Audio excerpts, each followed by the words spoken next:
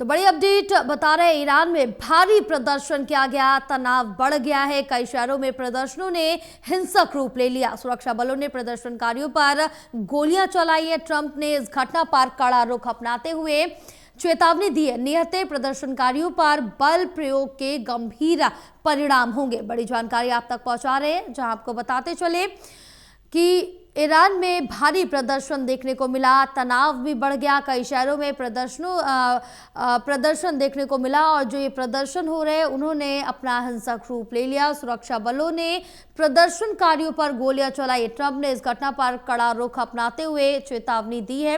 प्रदीप हमारे साथ लगातार बने हुए हैं, उनसे जानकारी लेंगे। प्रदीप, जिस तरह से देखें कि इस समय ईरान का काफ़ी टफ टाइम भी चल रहा है, लेकिन जिस तरह से देखें ईरान में भारी प्रदर्शन किया गया, तनाव इस समय ईरान में बढ़ा हुआ है।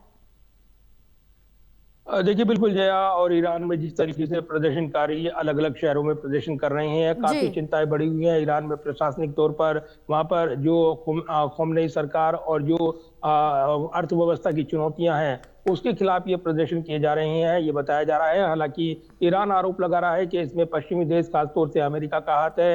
ये कहते हुए ईरान इस पूरे मामले के पीछे पश्चिमी देशों का हाथ बता रहा है, क्योंकि ईरान के घटनाक्रम और जिस तरीके से हालात बनी है उस पर वार पलटवार चल रही हैं। ईरान के तेल की खरीद को लेकर पहले से ही प्रतिबंध लगे हुए हैं, और इस बीच ये ताजा घटनाक्रम जो बनकर उभरा है उनके लिए चुनौती पेश कर रहा है। तो कई शहरों से उग्र प्रदर्शन की खबरें आई हैं, जहां पर सुरक्षा बलों ने प्रदर्शनकारियों को तितर बितर करने के लिए गोलीबारी भी की है। प्रदर्शनकारी घायल हुए हैं, ये जानकारी मिली है। ये अमेरिकी एजेंसियां दावा कर रही हैं कि 18 के आसपास लोग मारे गए हैं इस प्रदर्शन में जो गोलीबारी हुई है। हालांकि इस बीच जो पूरा घटनाक्रम रहा है इस पर राष्ट्रपति ट्रंप की प्रतिक्रिया आई है, और उन्होंने इस पर सीधे तौर पर कहा है कि निहत्थे प्रदर्शनकारियों पर जो बल प्रयोग किया जा रहा है, गोलाबारी की जा रही है, वो बर्दाश्त नहीं की जाएगी। इस पर कड़ा एक्शन लिया जाएगा। तो ईरान को चेताया गया है कि इस पर धावा बोल सकता है अमेरिका, जो कि वेनेजुएला में पहले ही वहां के राष्ट्रपति को हिरासत में ले चुका है और कार्रवाई कर रहा है ड्रग कार्टेल के खिलाफ। मेक्सिको को अब उन्होंने चेतावनी दी है, और इस बीच उन्होंने ईरान को लेकर ये चेतावनी दी है।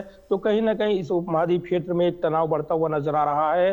अगर ये प्रदर्शन नहीं थमते हैं और सुरक्षा बलों का यहाँ पर जवाबी कार्रवाई जारी रहती है, तब निश्चित तौर पर ये मामला बढ़ जाएगा। और कहीं ना कहीं जो अंतर्राष्ट्रीय दखल है अमेरिका का, खासतौर से इस क्षेत्र में बढ़ सकता है। इस तरह की आशंकाएं जताई जा रही हैं, जो देर सवेर इस उपमहाद्वीप के हितों को प्रभावित करता हुआ नजर आएगा, और कहीं ना कहीं भारत के हितों पर भी इसका प्रभाव पड़ेगा, क्योंकि ईरान के साथ द्विपक्षीय रिश्ते भारत के मजबूत हैं। और कहीं ना कहीं ये जो पूरा प्रदर्शन है और जो घटनाक्रम हो रहा है, कहीं ना कहीं बड़ा भारी असर डाल सकता है इस उपमहाद्वीप में, ये कूटनीतिक विशेषज्ञ कहते हैं। तो पूरे घटनाक्रम पर तमाम निगाहें लगी हुई हैं। बिल्कुल, पूरे घटनाक्रम पर पूरी निगाहें टिकी हुई हैं। और जिस तरह से देखें प्रदीप कि कल ईरान की तरफ से भी ये बड़ा दावा किया गया, कहा गया था कि ईरान अब फर्स्ट अटैक की पॉलिसी भी अपना सकता है। कोई भी अब जो नो पेशेंस पॉलिसी है वो भी ईरान अपना सकता है, यानी कि अमेरिका की जो ये गलती होगी वो आखिरी गलती होगी।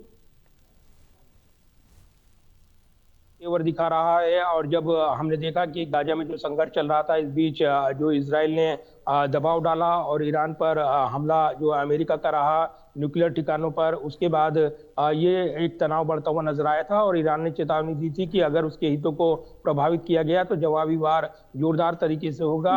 और उन्होंने मिसाइल भी दागी थी इजराइल की तरफ। ये घटनाक्रम भी बनकर उभरा था। तो ये जरूर है कि ईरान जवाबी पलटवार करने में सक्षम है, और वो जरूर अपने मिसाइलों का इस्तेमाल करेगा।